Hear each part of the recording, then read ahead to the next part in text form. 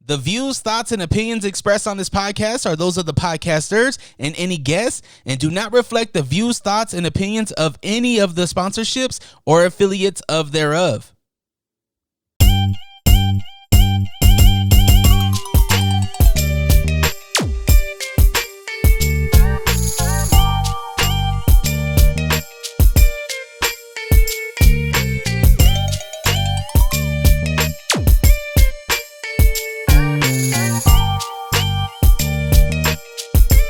You are now tuned to the Lake Talk 801. We are back with another episode of the Lake Talk 801 podcast. It's a new year. New you? Yeah, new me. I'm happy to be back. It's been a while. It's been a long break. We recorded last week. Yeah. But we had some issues and we had to scratch it and just start fresh. Start with the new one. So, yeah, man, what's up with you guys? Nothing much, man. We're just working on a lot of things, and I want to share so bad, but we spoke about it, and we can't just yet. But we will. We will here soon. And, yeah, man, it's been snowing like crazy, too, bro. The snow just came down, so I got stuck in Draper last night. It was pretty crazy. Really? How'd you get stuck, Fonzie? Tell me more. Yeah, Yeah. Tell us more. What do you mean? How'd you get stuck? In the snow. What vehicle? Oh, you're walking into your car? Or what? No. Actually, I was driving. Oh. So I got on Bangerter, and I thought the roads were gonna be clear with there was not gonna be any cars in the road or on the road, whatever. And all of a sudden, there's just a bunch of cars. Like they were like bumper to bumper, and I guess up ahead there was like cars turned the opposite direction, like facing us. Yeah, it was crazy, bro. It was. I was there for like an hour. Was this on Mountain View? No, it was on Bangerter. Oh, okay. Before you get to Redwood. Thanks for the traffic report, Fonzie. Yeah, you're very welcome. I heard that Mountain View was crazy. Yeah, There was just cars going into the ditch and everything. Oh, for real? Yeah. I didn't hear that. I didn't hear that either. That's crazy. Damn, where's my coffee? You can't drink coffee, bro. Fucked up. Yeah, I can. Can you? Yeah. I don't think I've announced this yet, but I'm vegan. He's vegan. So yeah, True. I can verify this. it's verified. It's going good so far. I don't know if you guys notice any changes in myself, but yeah, it's. You it's look fun. different. You look different for sure. You do look different. Yeah, Look you good. It looks good on say I look sick. Damn. Do I You look said you sick? look Do I look sick? Tell me if I look sick. A little I don't know, bit, man. A little bit. What do you think? You're a sicko. I know that. Shit. Just kidding. No. Yeah. So what's up, Fonzie? What else besides the traffic? Me getting stuck? Yeah. Nothing, man. Just busy working, and two Me more. too. I have nothing to say, so I'll just. Well, no, just I'll I'm pass saying my turn over. 2 more months. I'll have my baby girl here, so Oh, yeah. I'm excited for that. Yeah, congrats. For my baby to be here already. Any names? Any spoilers? Not that I want to announce Okay. here, but yeah. Oh, so there is one? Yeah, there's a name. Oh, damn. Okay. Yeah. I can't wait to hear it. I already told this dude. Did you have a hard time You told coming him? up with that name? What? Did you have a hard time coming up with that name? I think Did my you guys- wife came up with it. And then you liked it just right away? Yeah. Not really, not right away. No? It grew on me. Yeah. Cool. But yeah, it's a cool name. I like it. So, That's yeah. dope. You know what it is. Do you like it? Yeah, it's cool. It's cool. Yeah, he don't like it. I know. You don't like it. I know when he doesn't like something, he just No, like I like it. I do like it. he keeps his It's- answer it's short. nice. But if you like it, you go all in and you like explain like, oh yeah, it reminds me of this, it reminds me of that. Nah. Nah, see, he don't like it. I can't say that. I can't put that on your unborn daughter. Yeah. Reminds you of this or that. Yeah, She's don't gonna be do her it. own person. Don't do that, bro. Don't piss me off. Yeah, I'm just gonna, like I said, skip my turn. Okay. All right. Sounds That's cool. good, bro. That's cool. Thank you. How's work? It's cool. Yeah. Yeah. Okay. Good. Damn, that's it. Hey, new For year. that, yeah, that's all I gotta say, man. New year, we get a new Ruben, man. Yeah, Yeah. it So feels don't- like I'm the same gonna Ruben. stay in my lane this time, and Yeah. Please stay in your lane, bro. Don't go too fast either. Yeah. yeah. So, Because it's snowing out there. Hell And you yeah. might slide and get stuck. yeah, then I'll end up on the traffic report. That's right. Yes, you will. So we do have a guest with us here today. Fonzie, introduce our guest, man. Definitely. I'll be. It's my pleasure to do this, to introduce the guest. But This guest, I met her like a year and a half ago at her place of business, and I was helping her out with a sink or whatnot. And for some reason, I'm a talkative person, so I started, kind of talking to her, and she started talking back to me. Wow, right? Yeah, hey, yeah. People talk to you? Wow. Yeah, people talk to me. Anyways, it was interesting because she started telling me her story, and I was in awe. Like, I was like shocked. Man, I was like, damn. And I told her, man, we got to get you on the podcast. I have a podcast, and I would love to get you on there, especially because you're an entrepreneur. And yeah, so you're a local business, and we support local. And not only that, her story is amazing, and it's crazy. It's like a roller coaster, and we'll get into that. But we have Bethany here today. How you doing? I'm doing good. I'm doing amazing today. So today's just been like wild. Yeah. I feel like kind of when like you plan things, every time we plan shit, like we think this like idea of what we have in our head, but it just like never really works out that way. Kind of like the snowstorm. What did you have in mind? Like what were you expecting for today? Coming in here? Well, just in general. I don't know. Were you talking about this specifically, or? Yeah, every time like I've had to share my story with something like this, or like even come in and talk like in public places, like there's like just a bunch of like crazy shit that happens like right before, and then it's like kind of like with like everything, it's like you just know that you're in the right place. So I just like appreciate you guys. Yeah, no so worries. thank you. Yeah, I just want to put it out there that hopefully nothing crazy is gonna happen tonight, right here. Today? I can say I'll behave. Okay, but hold on. I don't know about these two. Wait up. But when there's a good crazy and there's bad crazy. You know what I'm saying? So something good crazy could happen, right? Crazy good. Yeah, crazy good conversation. Yeah. It's about to happen right now. That's what's up. Yeah, some bomb ass conversation. Hey. So Bethany, tell us a little bit about yourself. Where are you from? So I am from Newport Beach, California. Oh, okay. So I was born out there and then came out to Salt Lake City when I was really little, and have been out here since. I've like moved back and forth to different states. Like I lived in Hillsboro, Oregon for a little bit, Vancouver, Washington. So I've been back out in Utah for about like 7 years now. So yeah. 7 years. Yeah. What was it that you moved around For? Yeah.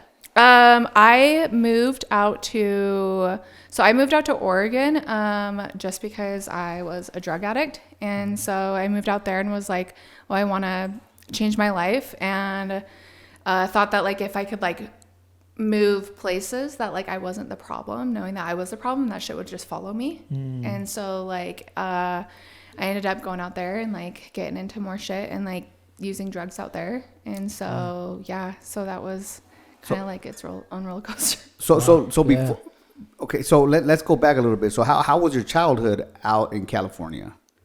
I was so young, so I don't remember it as much. Okay. And I, coming out here and like with my childhood, my parents got a divorce when I was 5 years old, and parents like had fully separated. And then so my mom kind of just did it like as a single mom like my whole life, and took all of us kids on. So it's me and my little brother, and then we gained like about like 4 more siblings.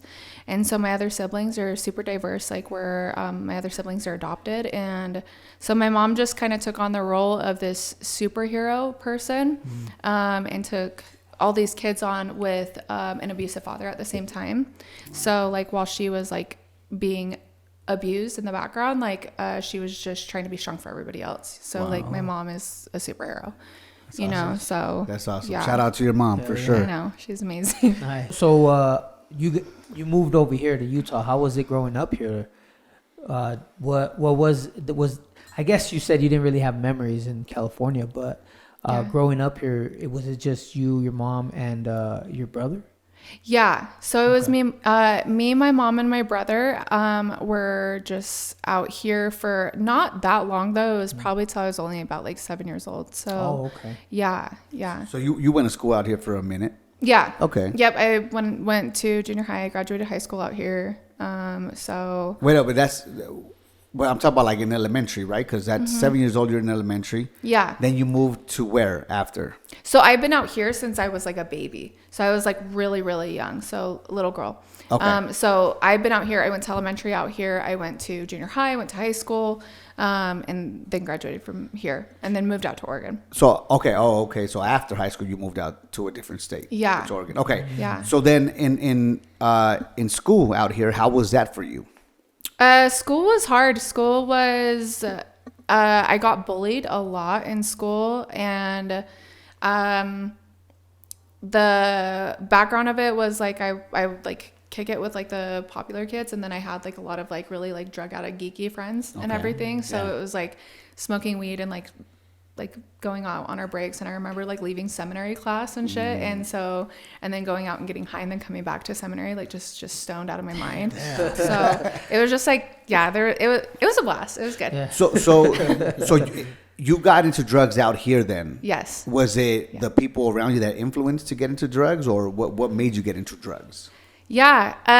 The people that I started getting into drugs probably when I was about like 12, 13 years old was just smoking weed. I got into drugs more so like I just hated myself. I hated myself. I wanted to fit in. I wanted to be loved by other people. And I kind of just went along with the crowd and then just started smoking weed. And then it just rippled into like more drugs. And so, yeah. Was marijuana like it was the first drug, a gateway drug? Yeah, exactly. Was that your gateway drug? It was definitely an open door, but it was an open door. I didn't smoke weed for that long though. So it was such a short amount of time until I started using like harder stuff and like more party drugs. And then it just like escalated and started getting deeper into like crack and heroin. So it was like, wow. Okay. Yeah. Now, you're in school. Are you doing those hard drugs in high school or in junior high, or you're sticking to the low level drugs? I would say like the party drugs, like ecstasy and coke and stuff like that. Yeah. Okay. Yeah. So was it till after you got out of high school that you started doing the harder drugs? Yeah. Okay. Yeah. Okay. Getting out of high school is when I like really started getting into heroin, like literally right after I got out of high school. Wow. So. Okay. How did that happen? How did you go from just graduating high school to when I first started doing like heroin? So that happened because after I graduated high school, just my self-esteem was like really, really low. And I had daddy issues, like super hardcore. Right. And so I ended up going in, getting a job at a strip club. And so I worked in that industry. And so when I like started working in that industry was like I needed to numb myself to do what I was doing. Like I couldn't like face myself. You felt bad for doing what you were doing? Is that why you were, or? I just needed to like numb like this. It was like this little girl that was inside me. Right. So I needed to numb her and like hide her. And so when I started working into the strip club industry, like I just kept getting deeper and losing more and more self-worth as a woman. And so I was like, I still needed to hide that little girl that was inside. Where was your mom and your dad and your siblings when all this was happening? They were still around. So my mom ended up getting a second divorce, and my other siblings, like, so they ended up living like with their mom. And my little brother, he got into drugs too, super young. So he ended up getting into like the same type of stuff, into heroin as well. And so, yeah, so they were around, but my mom knew, Okay. She was picking up on it, yeah. So it was offered to you by like a friend, or you just decided to do it, or like how did that? That's what I was asking. Like how did it look? Yeah, like how what did it was happen? the whole process? How did it happen the first time? Like how did it come across to you? Like, you know what I mean? Was it ever mentioned? Like I had to tell you the first time that I smoked weed. Like a buddy, I skipped school and a buddy of mine said, "Let's go to my house." Yeah. And we went. We got high. Yeah. Like that's my drug story. That was your That's my introduction to marijuana. That's my drug chronicles. Yeah. I like that. Yeah. So how did that happen? I know you say you needed to numb yourself, so it was your decision to do it, or was it kind of like peer pressured to, or? It was my decision. Yeah? I like got offered like a Roxy, and so started smoking that. And how it came about was like, hey, Roxy's are so expensive. This is like cheap shit. You need, or like this is too expensive. So we need you to go to like something a little bit cheaper. I'll show you this. You know? And then it was like on like Donkey Kong. That's how it works. Yeah. I know I have a family member that struggled with the same story. Like went from pills to that. Yeah. Next thing you know, tinfoil, black fingers, all that shit. Yeah, all the spoons are missing and everything. It's crazy. Yeah. What was the crazy experience that you've experienced doing that stuff, doing heroin? Doing heroin was like not knowing if I was going to make it or just knowing. Were you doing that much that you were kind of blacking out or almost dying? Yeah, I had gone through quite a few overdoses. And so just waking up and like being in the hospital and like having be on life support, like I've had like near death experiences with it. And so and just like the people, places, things, it was like its own lifestyle. It's its own world, you know. You mentioned that you were a stripper. Yeah. You got into the stripping industry. How did that come about? How did you get into that lane? I got into that lane. I like went and got a job over at Southern Exposure. That was like my first club that I was at. I was 18 years old. Like literally this was like a week after my birthday. And I don't even know how it came about or what thought process was like, yeah, I want to be a stripper. Yeah. Is it good money? At least? Yeah, it was amazing money. I was addicted to the money. And I was addicted to the rush of it. The lifestyle. Yeah. But was that like supplying your drug habits? Yeah. It was supplying every habit that I had. Like, okay. Yeah. Like what habits? What other habits did you have besides drugs, of course? Toxicity. Like it was supplying like toxicity habits. It was supplying manipulation. It was supplying drugs, and it was catering to something that was so broken in me that it was feeding every part. Were you in a relationship at any point of this period of time? No relationships. It's something that you never kind of considered? Or yeah, I mean, I had considered getting into relationships, and I had like been through a bunch, but like I had gotten like heavily sexually abused, and so I hated men for like a really long time. Oh, wow. And so that's kind of like why I put relationships on the back burner for a long time. I was mad and I wanted to get revenge in a sense. And so yeah. Dang, wow. That's crazy. Would you say that you were good at hiding doing the drugs and all that stuff? For a while. Yeah. Yeah. I like was actually like a really cute junkie, but it was like, but then it just got so worse. And then I just looked like a crackhead at one point. So yeah. So is that when you kind of, did you ever want to turn your life around at any point in that time, or not really? Like you were just so deep into it? What? No. I was just going to say, I think she said when you moved to Oregon, right? That's you moved over there to kind of get away from that. Mm-hmm. So you did plan on kind of changing your life. I wanted to. Mm-hmm. I wanted to. Like, so I had picked up some charges and was kind of forced to go into rehab quite a few times, and it didn't register to me.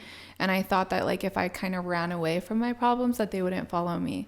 So I was like, oh, I'm going to go to Oregon. By this time, like I ended up having a child, like, and so moving to Oregon, I was like, okay, like I'm going to give my son what like I hadn't given him. And so that's why I moved to Oregon. Oh, yeah. Wow. Was it better out there for you then? Like big time? Like, no, absolutely not. It was like, yeah, it was just like went way worse, like way downhill. So, oh, wow. Yeah. Did you have family over there, or you just went by yourself and you're? My dad lived out there, and I was like, I'm going to be closer to my dad. I ended up getting like in a really bad car accident right before that. So I got a bunch of money, moved out there. And after I had moved out there, I was like, okay, I'm starting over, starting fresh.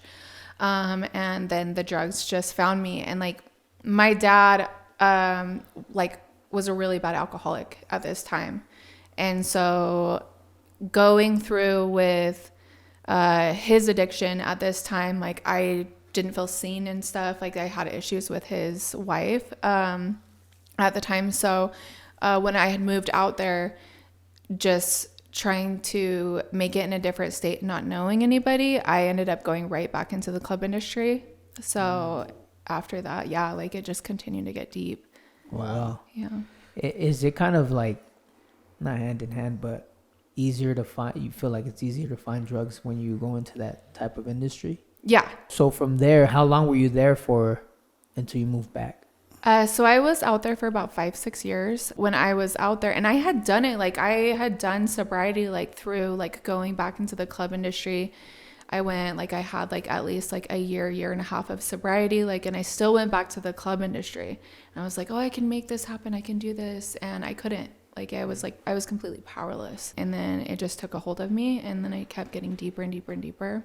When you say deeper and deeper and deeper, what are we talking about here? After moving out to Oregon, going deep was, I had gotten to a place where I felt like where I had relapsed and I was going to commit suicide.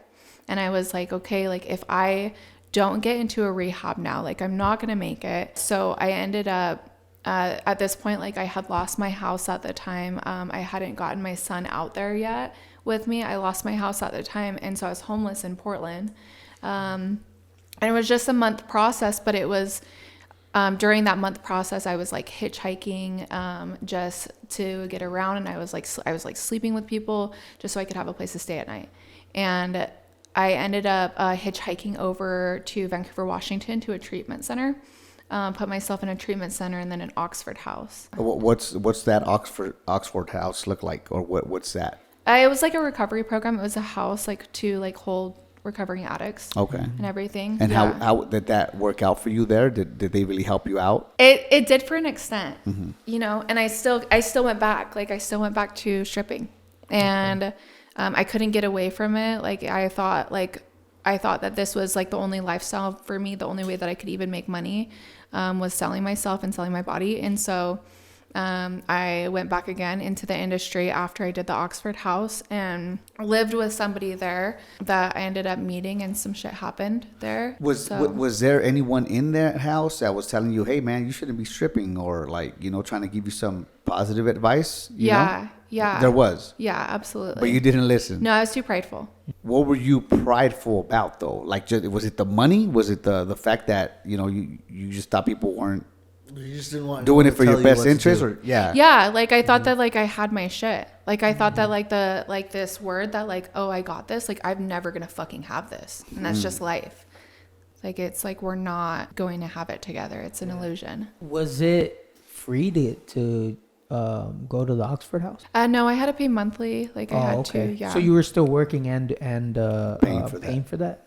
Yeah. Okay. Yeah. Okay. So I went back to the clubs and then was paying for that, and then continued to do what I was doing, you know. And so I ended up going into a club where I was like trafficked for a portion of my time out there.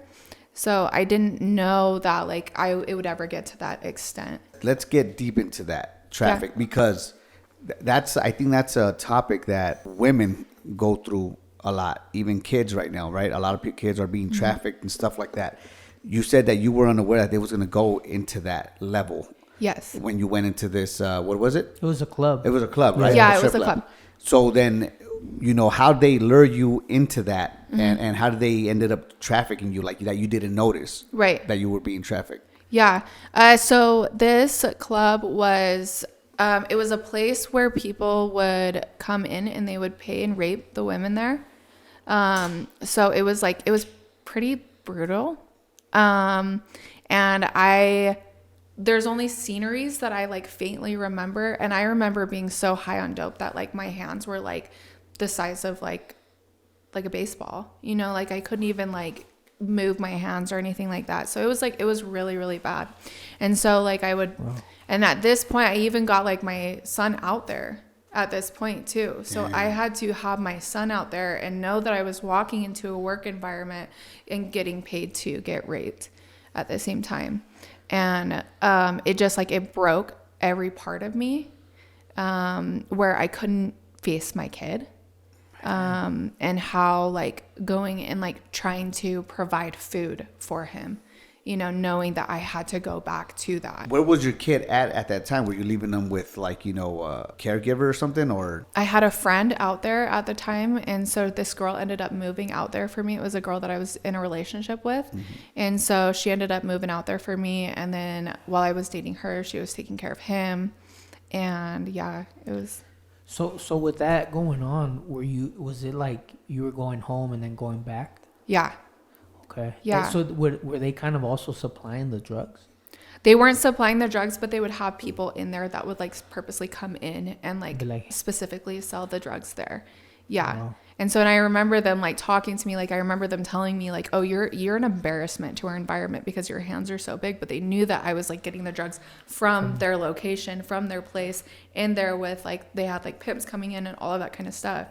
Damn. So. First of all, thank you so much for sharing your story. Like, you're putting yourself in a vulnerable spot, but at the same time, that just shows how strong your character is. Thank you. You know what I'm saying? How much you've grown. Now going back to that spot, that time and place, how did you come out of that? Coming out of it, so I actually, it was a total, like, I'm a God person, so I'm going to, start talking about God and all of that kind of stuff because I'm obsessed with Let's Jesus. do it. And I know that we're going to get into the God and the Satan and all that stuff. Good. I love that shit. Let's do it. Go ahead. Yeah, dude. Go ahead. Let's talk about it. Yeah. So when I was out in Portland, I was still over at this location. I was still over at this place. And I don't even remember what it's called, dude. Like, my memory is so shot with it.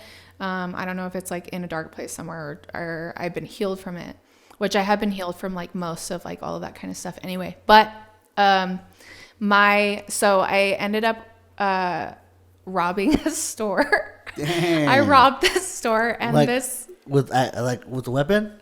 No, I had like other people with me that did. And so I robbed this store and we walked out with all this merchandise. And so what I was doing was I was boosting at the time. So I was robbing different stores and I was... Allegedly, or... What do you mean? Like, did you get caught? No. So allegedly. Uh-huh. Yeah. Go ahead. Allegedly. Yeah. Yeah, so I was stealing stuff from stores and I was actually selling them to like the products to like I had like different types of drug dealers that I'd sell it to and to like pimps and stuff like that. Oh. And so I ended up like getting caught with, so this guy like ended up robbing me.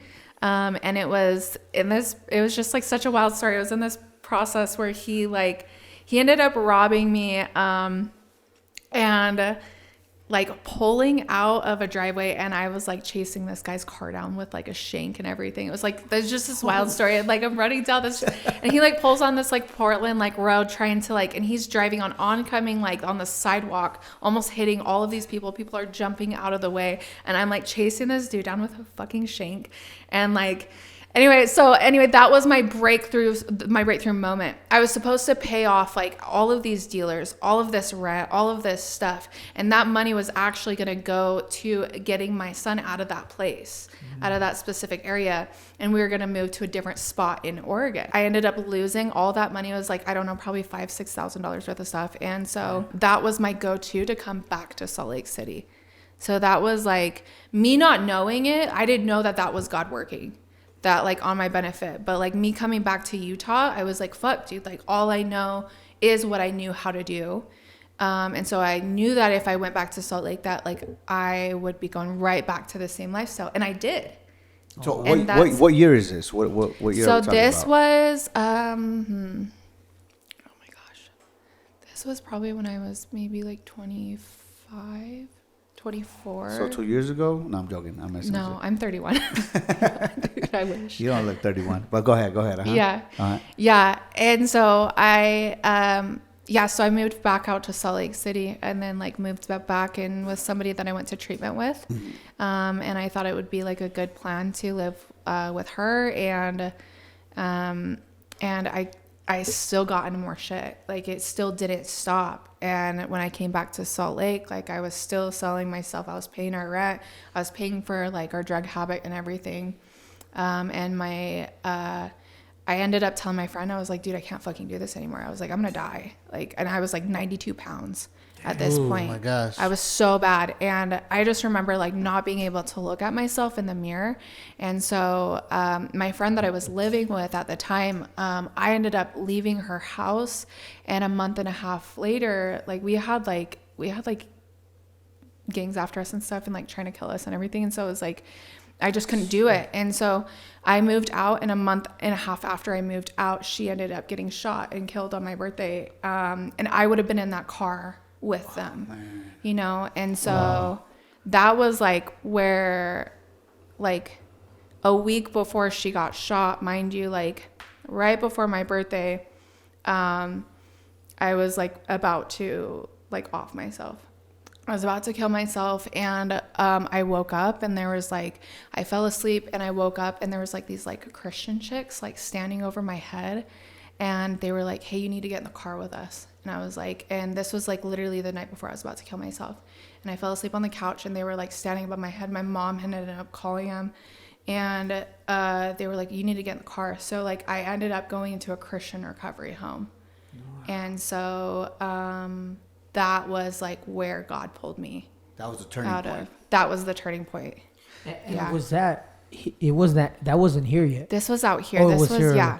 Okay. Yeah. So I moved back out to Salt Lake City, lived with that girl, and then she got killed, and I went to a Christian recovery home. So when you went to the Christian recovery, are we talking about like Mormon Christian, or are we talking about Christian?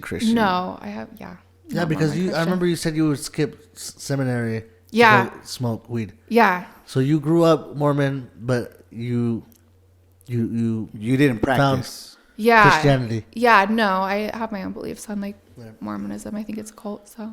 Okay. Yeah. Okay.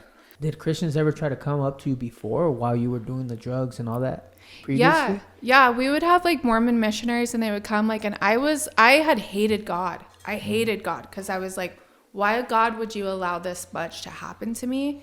And like still like, you know, like so I remember like having Mormon missionaries, and I would argue with them, and I'd be like, I was full Satanist. Like at this point I was like all involved in witchcraft and all that kind of stuff. And so with my, with them talking to me, I would argue with them all the time, you know, like with them talking to me about it. Okay. Hold on. Let's stop right there. Let's go back a little bit. You were into witchcraft. You were a Satanist. Yeah. Oh my gosh. Wow. When and how did you get into that? I got into witchcraft. My dad was like kind of into a little bit like New Age, and he was like into like different types of energy work, all of this kind of stuff. And so I started getting deeper into that area, and then I really got into witchcraft, more like black magic type stuff when I was in Oregon. So Oregon was like kind of that place, like, and it was so like everybody there was like that too. Wow. So what kind of stuff did you do as a witch? Like, I don't know a lot about that kind of stuff. Like, what would you do? You, like, you don't want to know. No, I'm joking. No, I mean, I'm not going to do it, but just like, I don't know, just curious. Yeah. What kind of stuff do witches do? So I would put like different types of, I'd get my like crystals ready and put them in different types of grids in houses. And then I'd like also like put curses on people. So I just like, it was like this whole. What kind of curses? I'd start speaking things. It was just like it was so weird. I'd start speaking things in like this whole nother language. And I would like literally like purposely try and plan putting curses like on different people. Like it was like this whole regimen. So these people that you were cursing or whatever, was that like just out of spite, or was it out of like what was the reason you were cursing people? Was it just someone rubbed you the wrong way? I was just sadistic. Like I was just so sadistic back then, you know. It was like I just had a lot of resentments. Wow. With people. Yeah. Where was your mom? Were you in communication with your mom, with your dad? I mean, apparently with your dad you were. But where was your mom at this point? My mom was in Utah. So my mom was in Utah this whole time, you know. And I was in communication with my dad as well, but I wasn't as close with him. Growing up, he used to be my best friend, but yeah. At one point, it just went bad. The relationship went bad. Yeah. How so? With our addictions. Oh, so he was addicted to. Yeah, alcohol. He was just like, he was an alcoholic. Yeah. Yeah. Dang. So that was kind of like our separation. Okay. Was he like an angry alcoholic, or was he? You said he was a abusive, sad alcoholic. Right? No, my stepdad was abusive. He was very abusive. So my dad is like a butterfly. He's like a tree hugger.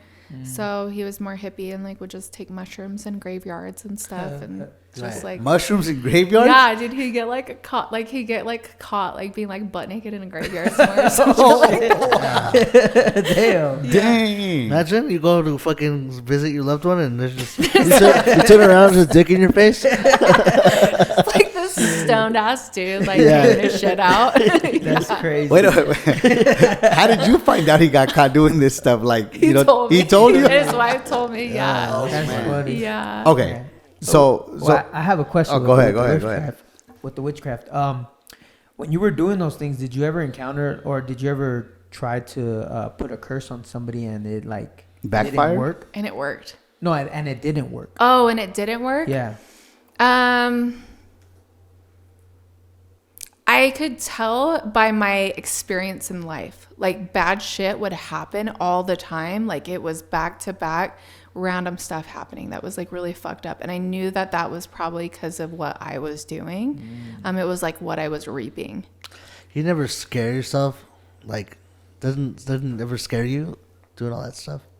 Just thinking that someone else could like be doing it to you or oh yeah, and I'm sure that there are crazy. Like I don't even doubt that people send shit my way all the time. Like you doing this stuff. What's the difference between black magic and white magic?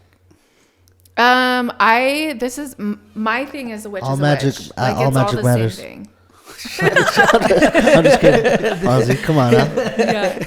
I don't know the difference. I think it's all the same thing. I think a witch is a witch, and I don't think like they understand like where it's all negative energy. Yeah. Yeah. It's 24. Oh yeah. I feel stupid now. I'll shut up. It still feels like 2023 too. Right? Kind of does. You're right. Okay, so who introduced you to witchcraft? Probably the people that I was working with. They did. Yeah. So I knew that like my sister at the time had like dabbled in it when I was really young, but nobody fully introduced me. I had to like kind of do my own research and get into that stuff. And it's like, it's such a whole spiritual realm. Like it's like, I remember like being, and at this time, because I had opened up so many doors spiritually that it was causing me to, so I ended up getting like borderline personalities from this.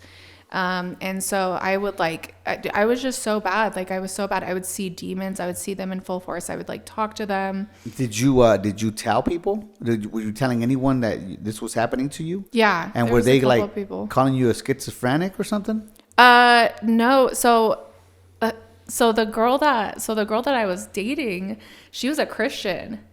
Like, so she was a Christian, she had like fallen, and she had experienced this with me, and I would like be talking to stuff in the room. So it was just like, it was wild. It's crazy to even think like that. Like, cause it's like, for me to even have like a sound mind and be fully sane, to have one mind, no borderline personalities with no medications, like it's only God. And so, yeah, but like other people as an awareness at the time, like, I know that like as like a spiritual sense, like the veil is so thin, for like, especially little kids, right? Like little kids like are super sensitive to the spiritual realm. And I remember like seeing like things when I was little, you know, and then it was more of like as I got older and grew, like I thought it was like a curse. And like that's what I was into. I would communicate with the dead. I would talk to the dead all the time. And so yeah. Well, so when you say you would talk to the dead now, do you know, I mean, from my understanding, you know, you can't talk to the dead. Once the dead die, right, they're dead. Yeah. Right? And then so whoever you're communicating with, and this is what I've learned, yeah, you know, it's basically demons. Yeah. So basically you were speaking with demons. Right. So going back, like I know you say your dad was also a wizard, a warlock. What is it? Wizard or warlock, or what is it? Oh, you look at me. I don't know.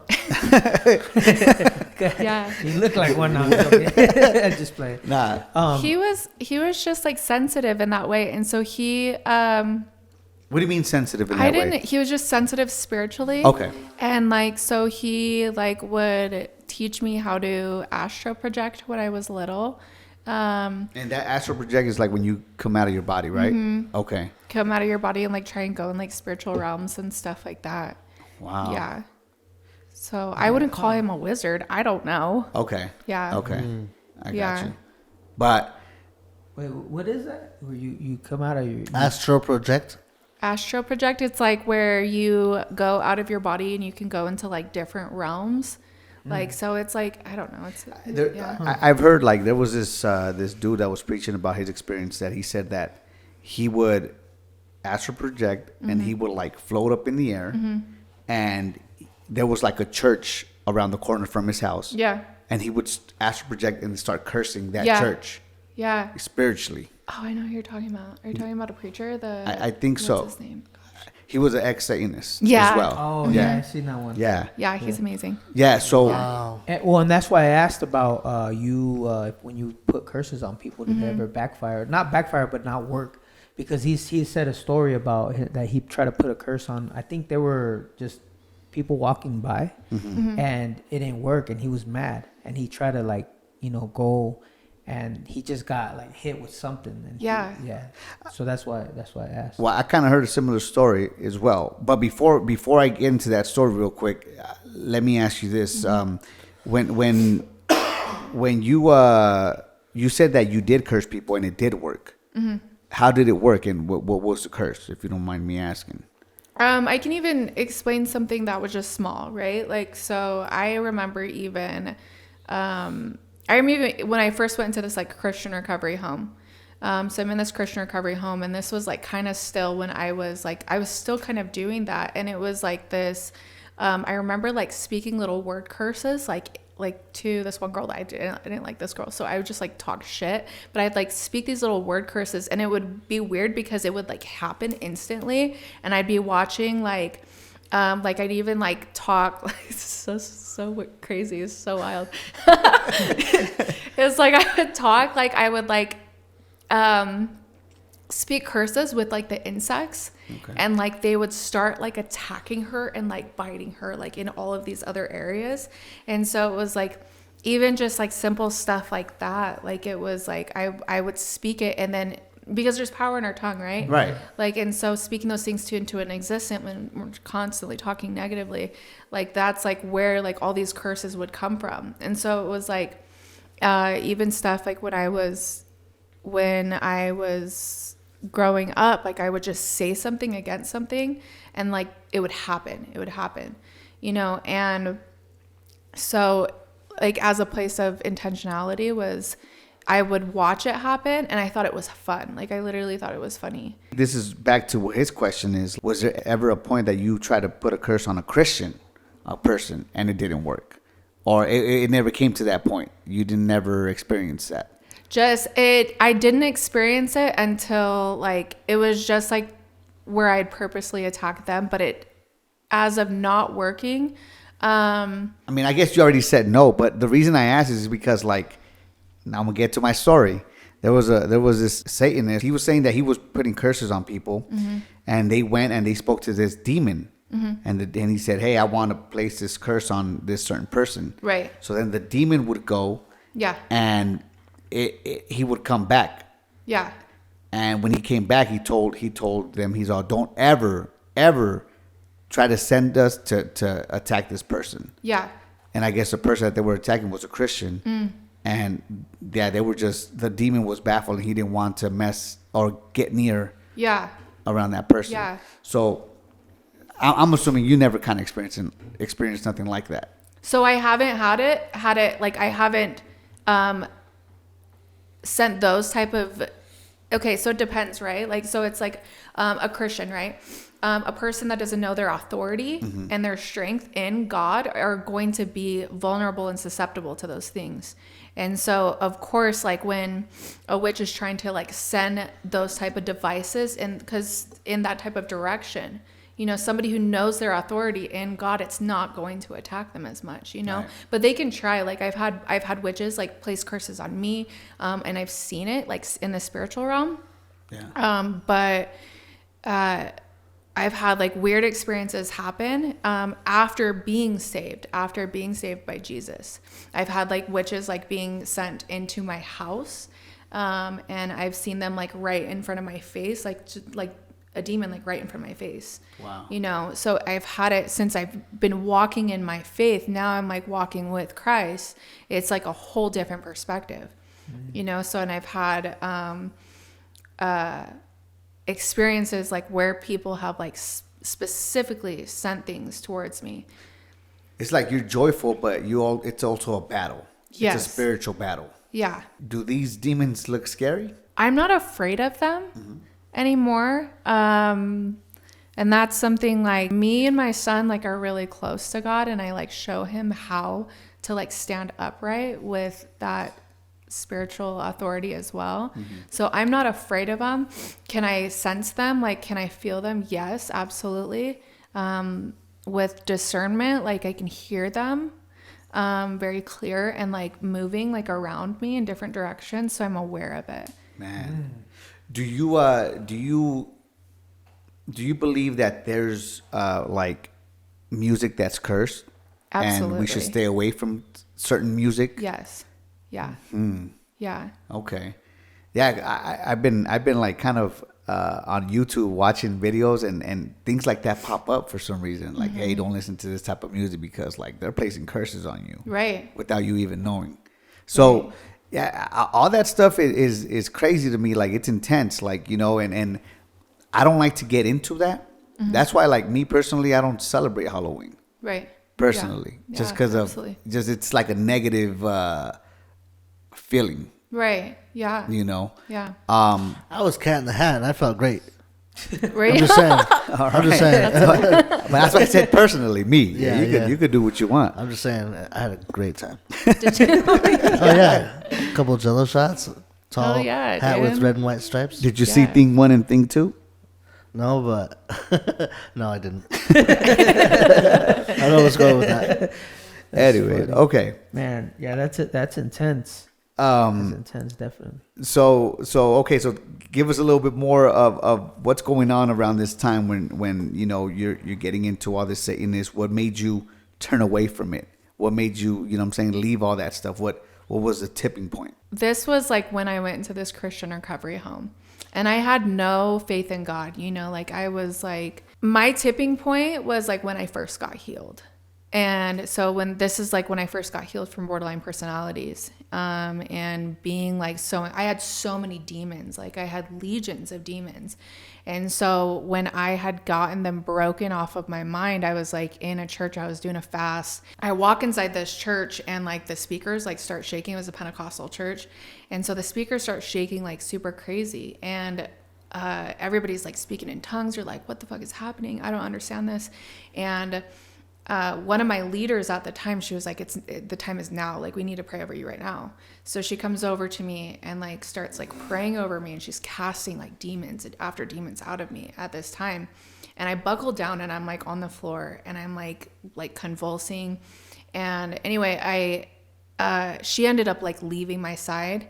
And at this point, like after convulsing for a while, I literally feel this person's hands like wrap around like the front of my face, and they started like wiping my face like clean.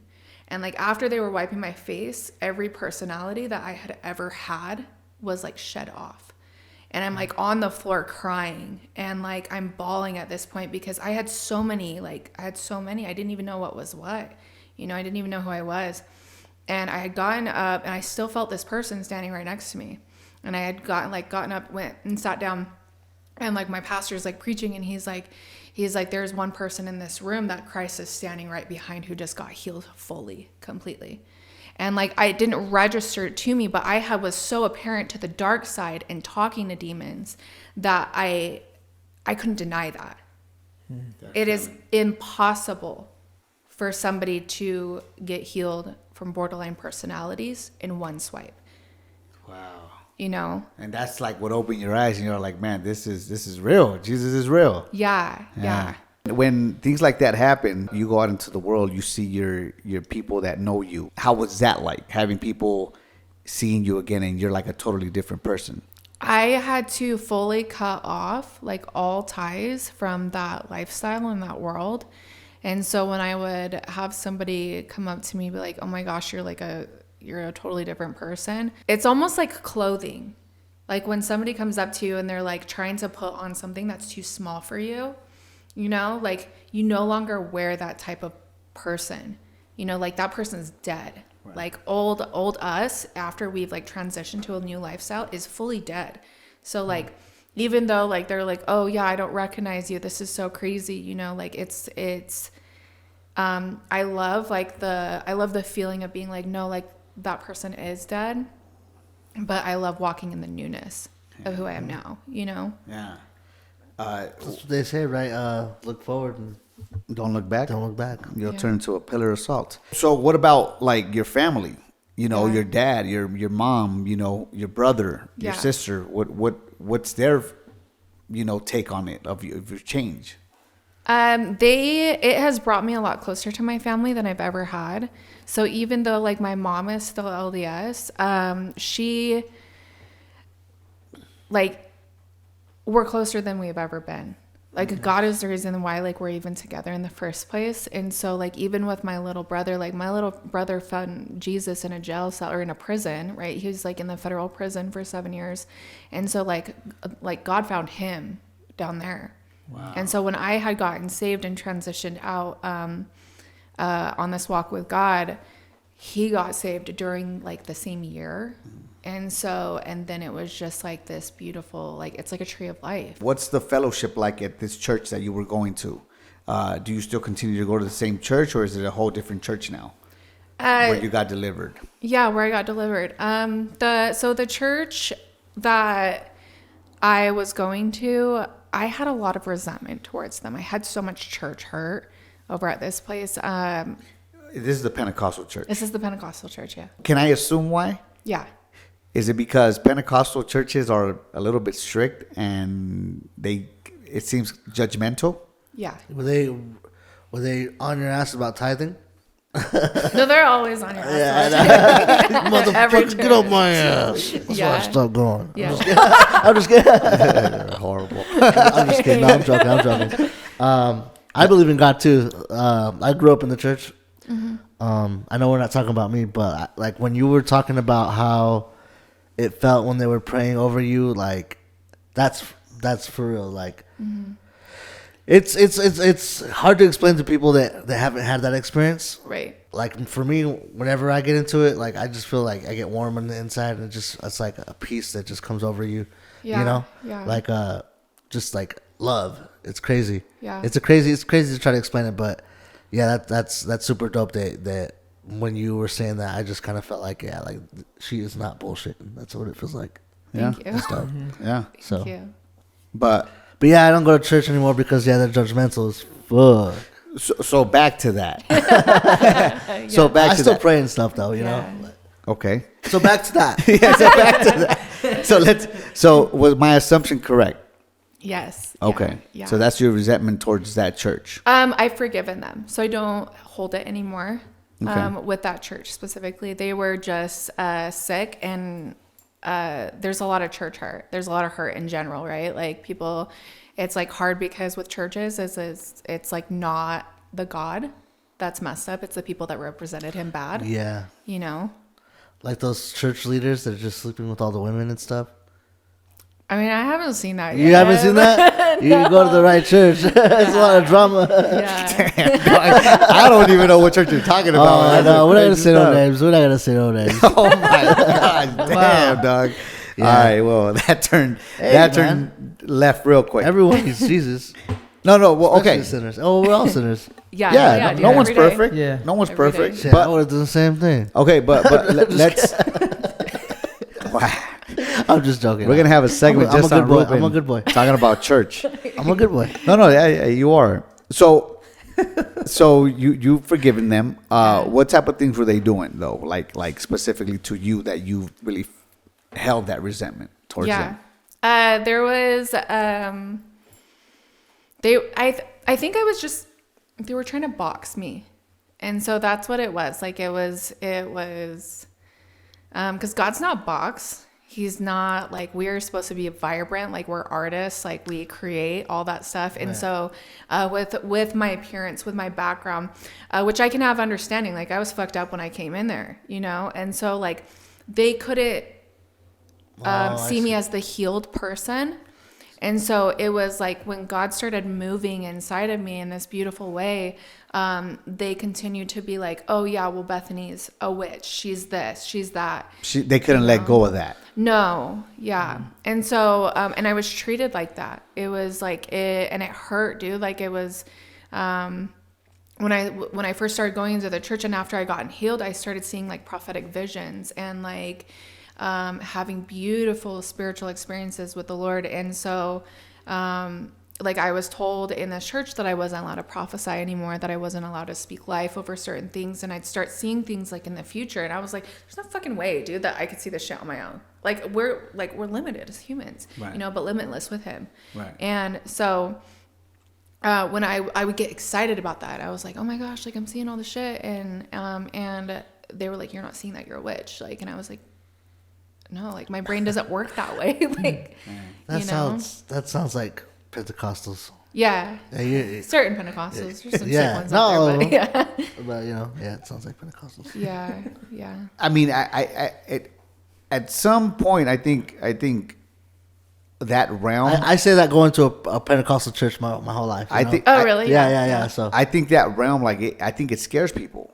Yeah. You know what I'm saying? Yeah. You know, seeing movies like The Exorcist. Yeah. You know, seeing movies like, you know, just different evil movies, witchcraft movies, Satanist movies. You know what I'm saying? Like, right. It makes you think that could happen. Yeah. You know what I'm saying? So I'm pretty sure, like, I'm not trying to justify their actions at all, but like at the same time, like I kind of like to see different perspectives. Yeah. Right? Like through their eyes. Through their eyes. Yeah. Like, you know, because they want to protect their church. Correct. Yeah. Maybe. I don't know. They're maybe trying to. people are weird, man. You know? I mean, yeah. What's normal, right? Yeah. Not you. Damn sure, but yeah, I'm joking, bro. I'm joking.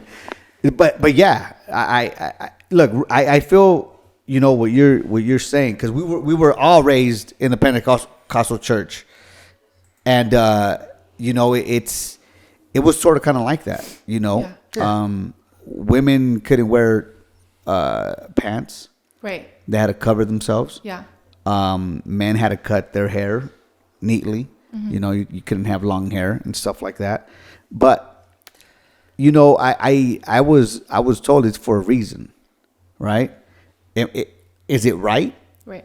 Probably not. But I was told it was for a reason, and it's understandable. Once again, I'm not saying it's right. When a woman dresses provocative, is it for them or is it to catch attention or get attention? What would you say? I think as women, like representing yourself is an internal process. And so when a woman comes out and she feels confident in who she is, not to the point where it's like, because there's a lot of women that can represent God, and still dress like super scandalous and everything. But that's up to them and God. Like they really have to go into this deep place with God of like acceptance of self and unveiling like the underlying purpose of like why do we need to dress that way, you know? So it's like something that God's gonna work within you. Is that basically what you're saying? Like God's gonna guide you whether or not to dress that way or not to dress that way. Right. Okay. Like what is like how you're utilizing it, you know? Because I had gone through, because with that church I had gone through like it was like religious trauma. Yeah. And so I had to dress like a boy. I had to cover every single part of me, cover up my tattoos. Like I was like, dude, I just got delivered from homosexuality. Like, how are you gonna like make me dress like a dude? You know? So I was like, wow. Yeah. So it was with that, like that was its own process with God that I had to work on. And I going into like stepping out of the church, and then I went to another one, and then I served in ministry. Yeah. You know, and I thought the church that I'm going to now, I was so felt so much shame trying to cover every single part of my body up, because I was like, oh my gosh, they're gonna hate me, like they're gonna hate me. And God like would tell me, he's like where is your appearance? Like my glory is in. He was like, man looks at the outward appearance, but God judges the heart. Right. You know? Yeah. So That's it. And I like that. I like that response, because it is true. We try to fix the problem ourselves and not let God fix the issue. Right, yeah. You know what I'm saying? Because if that was the case, then we wouldn't need God. Right. Right? But we Yeah. do need God, because we're not perfect. Right. He is. Yeah. All right. So you're still going to church now. Absolutely. I have to. Uh, Yeah. And your son is too, Yeah. right? Okay, so now You guys are making me feel like a sinner, man. I feel like I'm the dirtiest person in here now. Oh hell no, dude. I've been We in sin church like forever. every day. what do you mean I haven't gone to church too for a while? So Oh, you too. yeah, I haven't either. but You but bad boy. no, you know what? I love the Hey, fact. the people are the church though. This is church. Oh yeah, You know? yeah, you're right. Congregated. You're right. We're on the topic. Well, I like the fact that I kind of wanted to start this year Yeah. bringing you in, Yeah. because I knew that we were going to talk about this stuff. I knew we were going to talk about Satanism. You were into that, and just God in general. I think starting the year off with talking about God, I think it's a great thing. Yeah. But I also wanted to bring you in because you're an entrepreneur and you do tattoos. How'd you get into that lane? Because I'm pretty sure it was after, right? Or have you always been an artiste? Artist. An artist. Yeah. Uh-huh. I love it. I had gotten into tattooing, so I went through a tiny tattoo course. I went through a certification program, and when I was taught, it was like this 2-day course. And so this was kind of like, this was at the beginning of like my, like when I had like gotten off drugs and everything. So like I have, so I've been doing it for about 3 years. January 2nd, I've been 3 years off drugs. And so I had, started taking these courses, went into permanent cosmetics, and that was like a whole blessing in itself.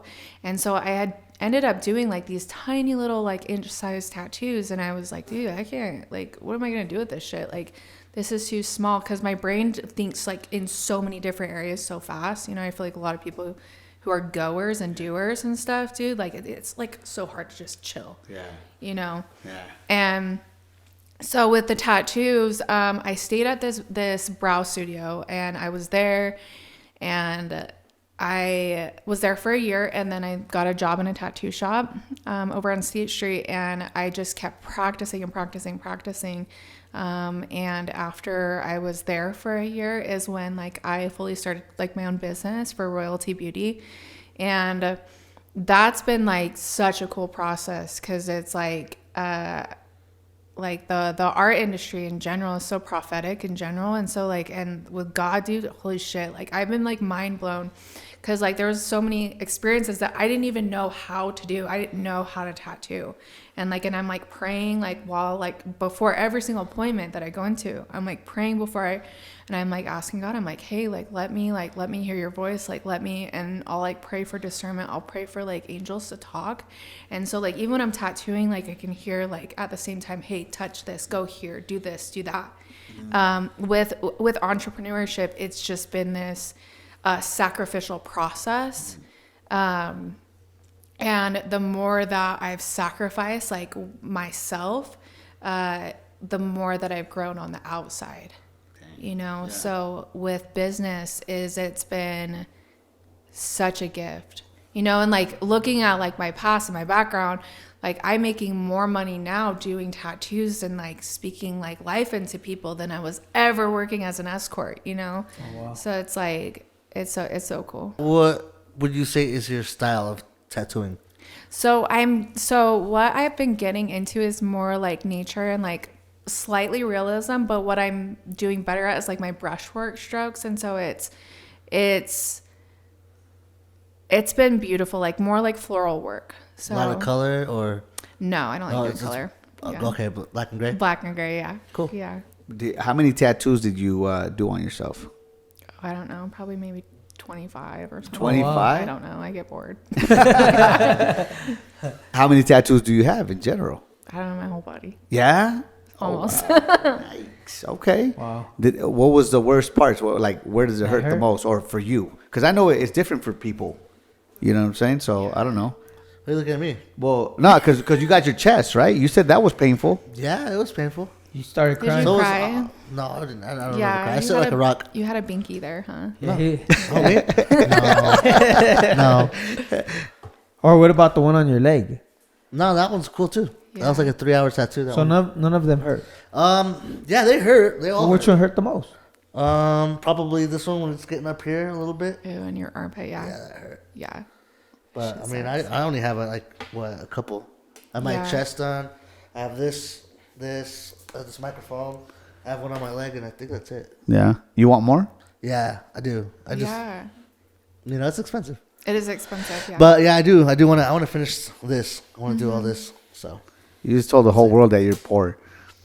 I'm not poor. I I'm can do joking. it. I'm I joking, just bro. I did- priorities and stuff. yeah. It's a joke. But yeah, I thought by now for sure because I'm 31.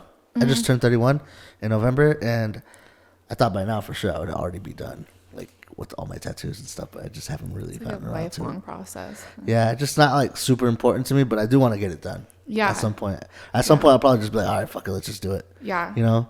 But that's why I was kind of asking too as well, Yeah. because I wanted to know. But also for the viewers.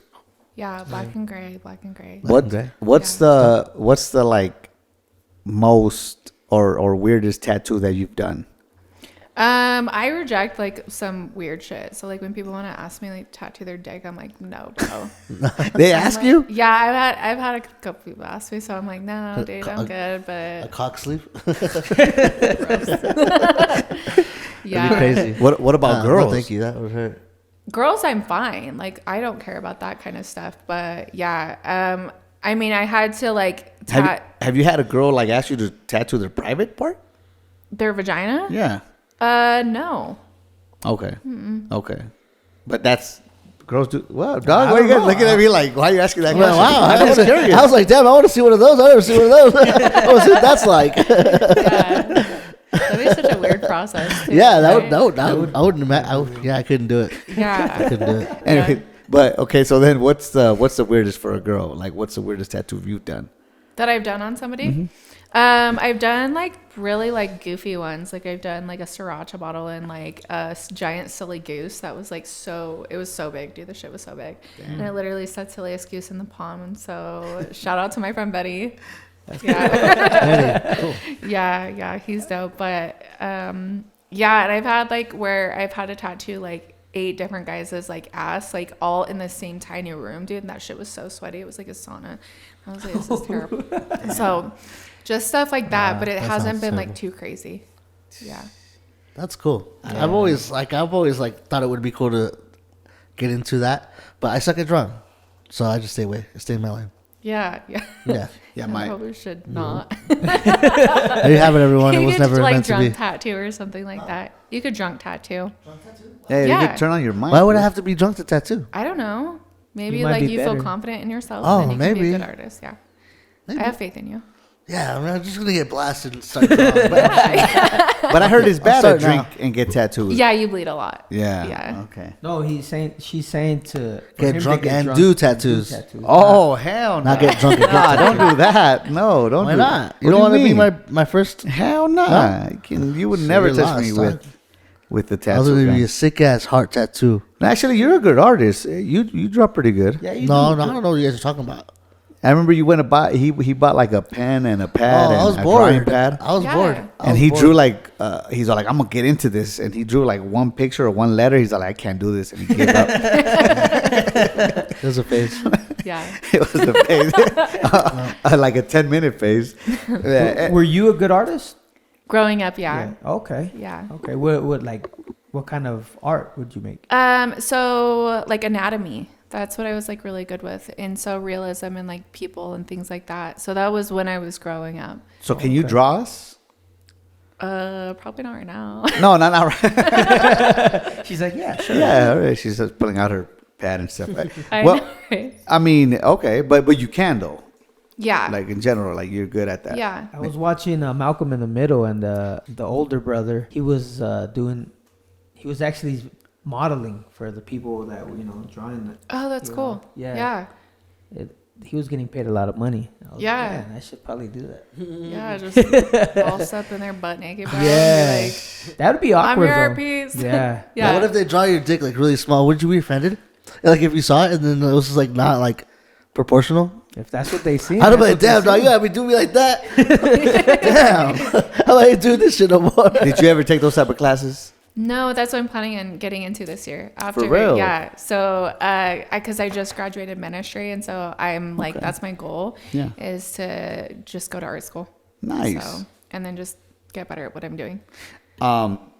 Kat Von D, she just accepted Christ. Yeah. She got baptized. That and that's crazy too, because she left the witchcraft stuff and all that stuff. Yeah. And it's interesting because she was kind of explaining that, it's sad because the Christian community was so judgmental Yeah. with that whole thing. Yeah. So it scares a lot of people away. Yeah, definitely. Yes. But that's something you could relate to. Did you see her? Yeah. Yeah. Yeah, I saw her baptism, and then I saw her talking about. She was talking about like how Christians were like hating on her tattoos and everything, and was like, you need to get those removed, like, and all of this kind of stuff. So It's like I don't see why. Like Yeah. Well, it does say in the Bible, it says that you shouldn't tattoo yourself. So I think it That's says in, the word like- the Old tattoo. Testament. oh, the Old Testament, and it's actually for like sacrificing to idols and the cold, like specifically. Yeah. So I mean, it's I'm like- not. Don't quote me. I'm not like. You're the not a most Bible. versed. I've done all my research for right. it. I'm like, No. So what is it? Explain it to us. What does it say? What does it say? Because I know you just said right now, but how did you learn, and what type of research did you do?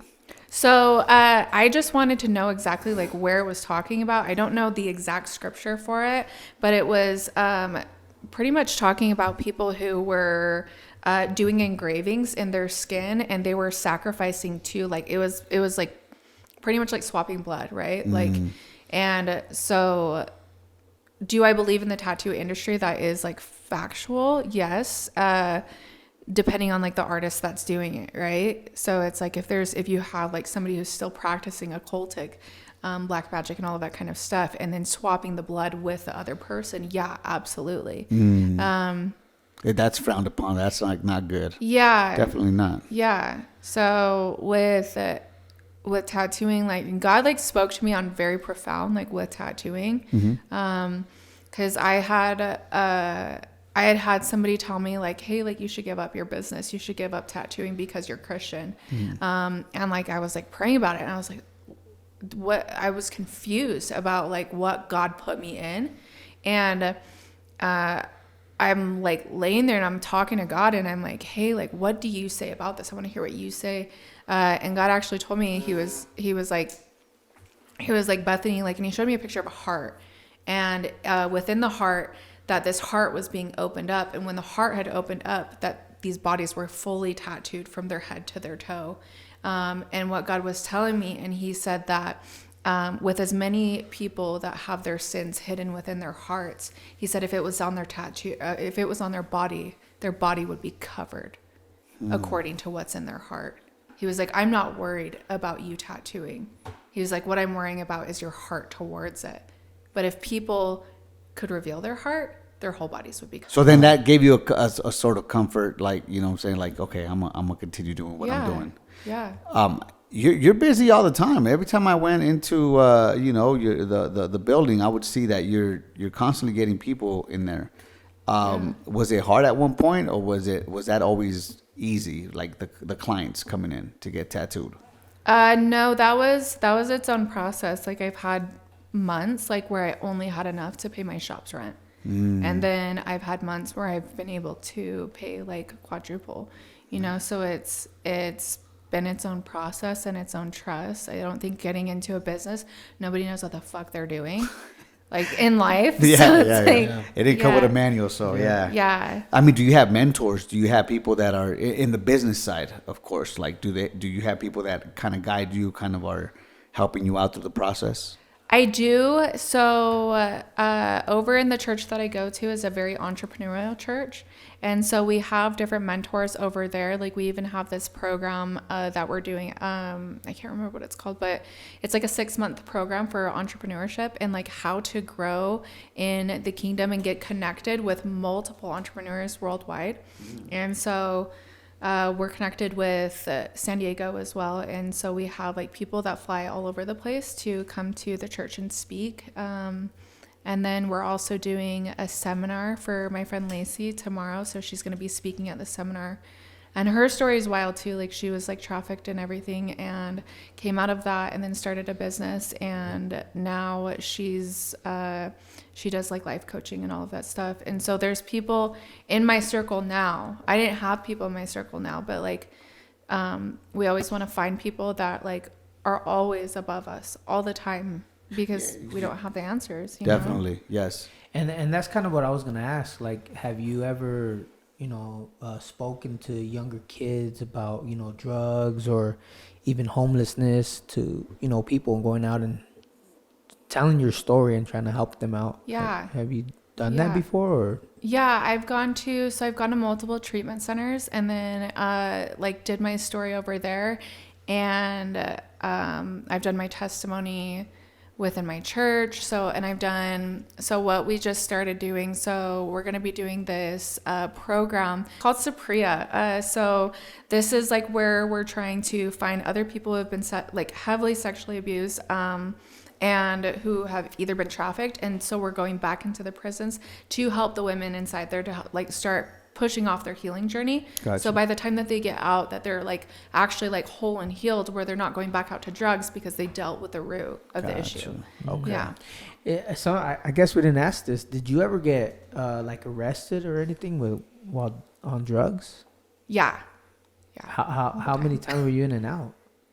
So I've served I think I've served probably maybe like 6 months, here and there, a couple months. So it wasn't, I had gotten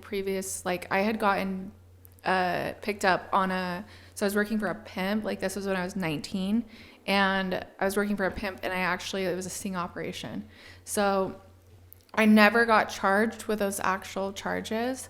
But that was like its whole process with the police. Wait, are you saying that the pimp was a cop? No. So we were located on the girls, right? We're located on this website. And so we were meeting up with somebody that was in I think it was in Utah County or something like that. Mm-hmm. And so the pimp had set us up with a sting operation without knowing that it was. Oh. Yeah. So he was like an informant. No, he just didn't know, right? Oh, he didn't know. Oh, okay. The pimp didn't. Oh, didn't. Okay. Yeah, the police. He's making his own. I thought he was in. I thought he was in on it, bro. The pimp was a cop. Cop pimping out everybody. Cop was a pimp. It sounds like a Dude, movie. I don't even put that past that shit though, bro. But it could happen. Imagine Okay. that. I'll tax dollars. Hard at work. Making up my own story. Oh shit! That is a good movie. We should probably do that. I'm joking. We wouldn't do it. For a movie for that? Mm-hmm. No, that'd be super hardcore. Where a pimp's a cop? Yeah. It's like Get Cat Williams to play the pimp. Go. Yeah. That'd be funny.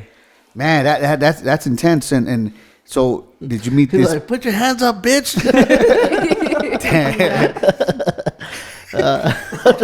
No, but that would be like a good line for to get traffickers, and I guarantee that probably happens often, right? It's this guy who goes in as some type of agent or whatever, and then Do you ever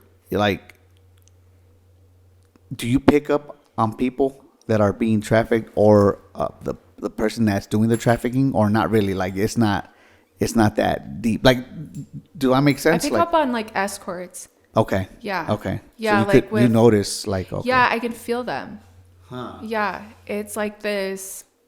I don't know. It's I can feel their soul. I can feel their spirit. It's like an emptiness. And God will even tell me, like, there's been times like on the streets and stuff like that, like where like I'll just like walk past them, dude, and I can feel them, and I'm like, fuck, dude, I'm like, there has to be a word, like God has a word for them. And do you talk to them? You know, yeah. Have you ever helped someone, like, you know, take them, you know, kind of taking them out of that situation? I haven't. I would love to, though. Yeah. Well, you know, you sharing your story, I hope someone hears this out, man, and you know, if they need help, I mean, you know, there's always a way out. Yeah. You know what I'm saying? So definitely, man, I thank God that you're here with us, that, you know, you're alive and you're doing your thing, you're growing spiritually, mentally, and yeah, definitely. Is there anything you think that we missed? That anything you want to share with us? No. No? Mm-mm. Okay. I just want to say I commend you for staying strong throughout all your struggles. Yeah. And making it out. Yeah. Because that kind of stuff would crush some people. Yeah. Definitely. But not you. So I commend you for that. Also, where can people reach you? Where can people, like, if they want a tattoo or... Yeah. So people can reach me off of Repair of Broken Walls. So that's my Instagram name and title, or they can look me up on Facebook, which is Bethany Jetter, Getter. And they can come find my page on there. There's like a Vagara link where if they want to book an appointment that way, or even just communicate, like if they're having questions even about God, or they're even having questions about like how to grow their business, what to do next. If they're wanting to take courses, like any like tiny tattoo courses, I teach those. And so they can definitely hit me up on there. So yeah. One last, any shout outs that you want to give to people? I just honor you guys. I honor you guys. I honor like the fact that you guys are doing this, even though like this, you guys are brothers, you know? So, it's huge. Like, and like where you're moving into next, like, is that there's going to be people that are coming into your spaces, that you're the birthing place. This is where I feel like there's a calling for your guys's business in this area for podcasting. God's going to be sending you some people, so just be prepared, because it's going to be launching out where voices need to be heard, like in like spaces where like might seem hidden in a basement. Dang. So just be prepared for that. Yeah, and I like that. Amen. Thank you. Thank you. Amen, for real. Yeah. Man, go ahead. Yeah, just I was gonna ask. Sorry. Okay. Do you have a favorite local spot you like to eat here in Utah? that I like to eat. Maybe a vegan spot for the vegans. There was a vegan spot that I used to go to. I want to hear about your vegan story, but yeah. You want to hear about it? Hell yeah, Let's tell her real quick. Yeah. So I just, for a while, I wasn't feeling healthy. Yeah. So I decided I'm gonna go to the doctors. Mm-hmm. So I went, and my results came back, and I was shocked. I'm like, how am I? So I'm pre-diabetic, which is not. I mean, it's a big deal, but it's not at the same time. But I kind of wanted to take it serious. So just I went to the doctor, and I told myself while he was telling me the results, I'm just like, I don't care. I'm just gonna continue to eat what I'm eating. Like, it's not a big deal. But once me and my wife were walking, and we got into the car, and I'm just like, you know what? I am going to take this serious, and I'm starting today. Yeah. So since it's already been 3 months. Yeah. Yeah, 3 months. And I think it was the first 2 weeks, I lost like 10 pounds. Wow, yeah. Yeah, and then from now it's 20 pounds. Yeah. So I mean, it's been a challenge for sure. Yeah, definitely. How do you feel mentally with it? I feel good. Mm-hmm. Yeah. I did. We have a buddy, Rob Eastman. He was telling me, hey, you know him? Yeah. Oh, okay. Yeah. So he I told him, and he's like, yeah, hey, that's good that you're doing that. Just, be careful, watch your mental health and all that, because sometimes it affects that. Right. So yeah. He was saying that like 20-40% of people that go vegan like end up killing themselves. Oh yeah, that's what he was saying. Yeah, that's crazy. I didn't know that. I've never heard that statistic. Yeah. Yep. Yeah. But since we're on the You mentioned Rob Eastman. He's the tattooed life coach. Yeah. He has a book that just came out. It's called Warrior in the Garden. You guys should check it out. It's really good. Yeah. Just throwing that in there, but Yeah, No, thank you for that. Yeah, definitely. that's our buddy. Yeah, we're good Yeah. friends with Rob. Yeah, that's amazing. cool Yeah, guy. he's an inspiration. Yeah, definitely. Have you? So how'd you meet Rob? So Or- I just know him from social media. Oh, okay. yeah. Okay. Yeah. He's yeah. cool in person too. Yeah, Is he's he? Yeah. he's a cool person. Yeah. Definitely. Yeah, we're about to do a commercial right now. Oh. I wasn't prepared. Oh, you are- Nah. But yeah, it's been good. It's been good. I haven't had any issues. So like, do you, thankfully. like I trip out on him, with his journey because, like, out of all the things that,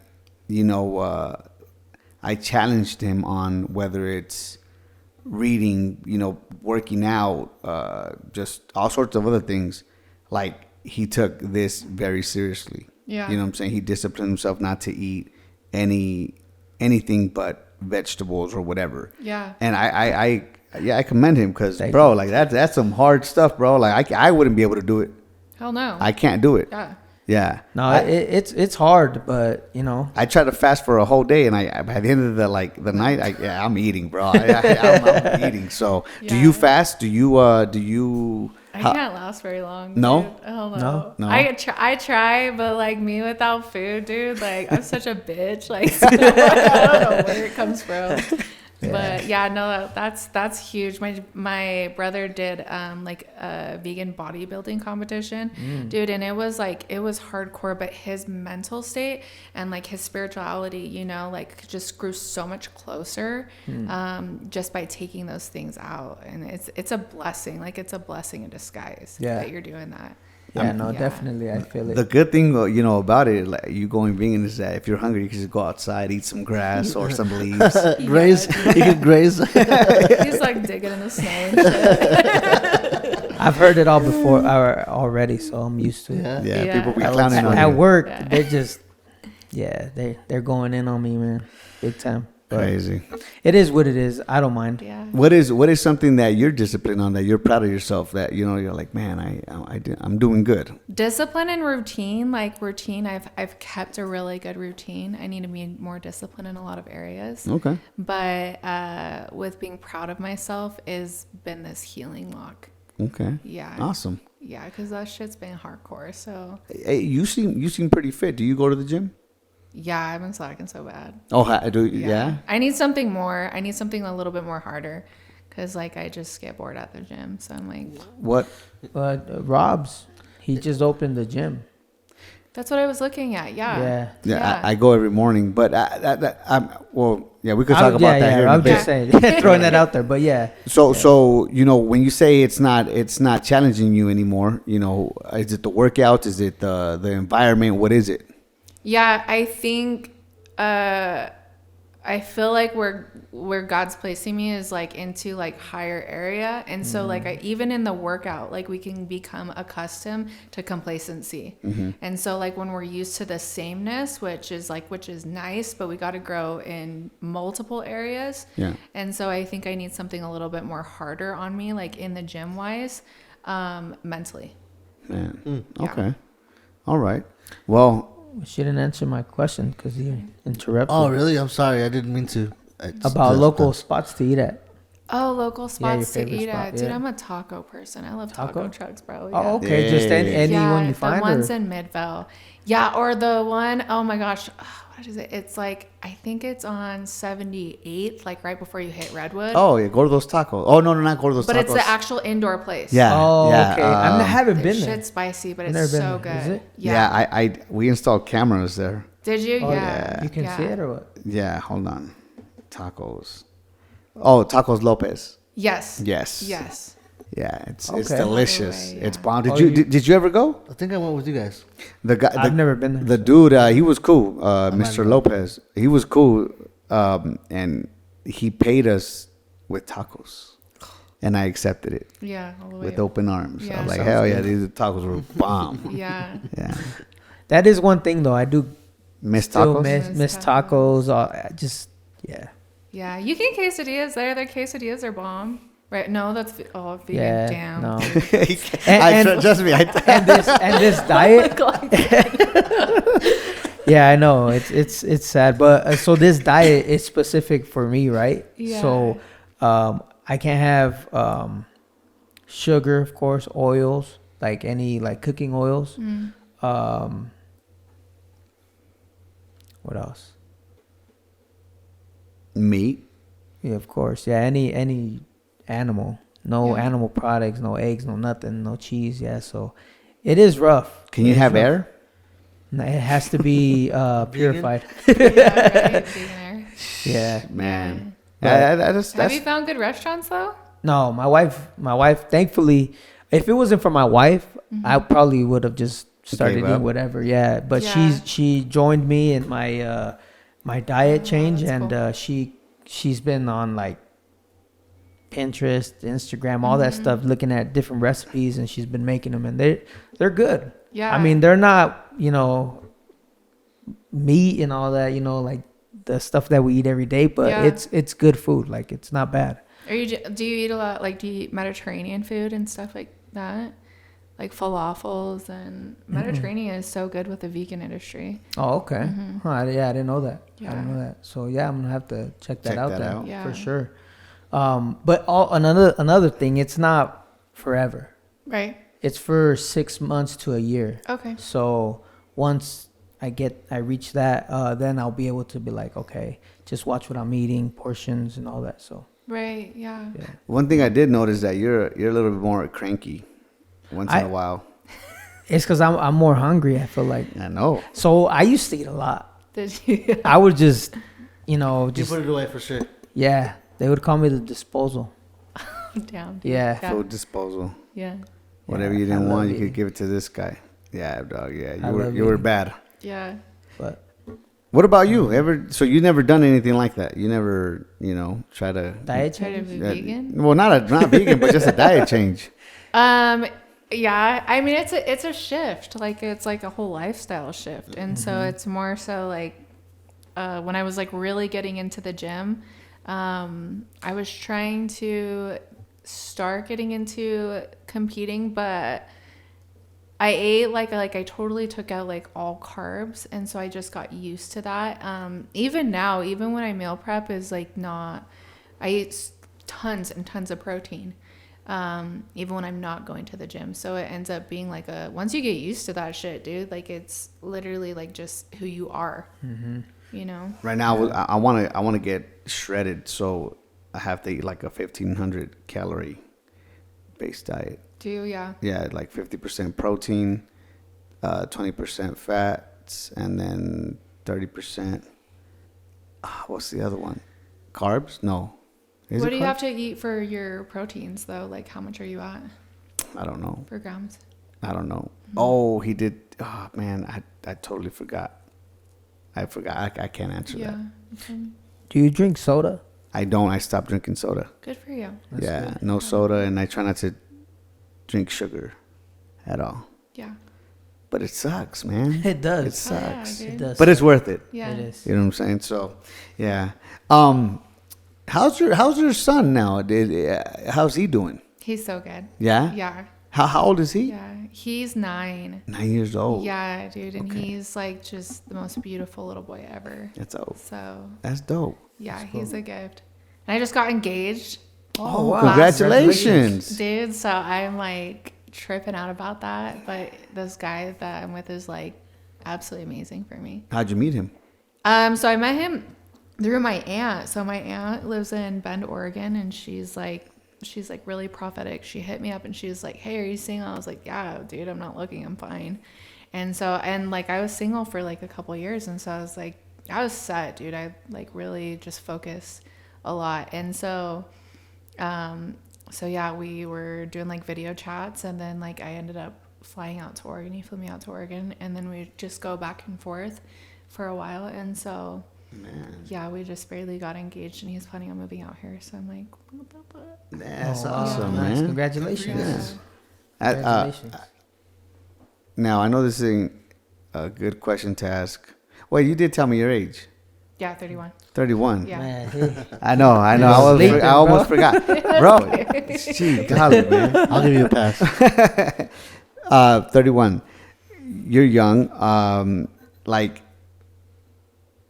besides, because I know you said you hated men for a while, so you weren't like dating or anything like that.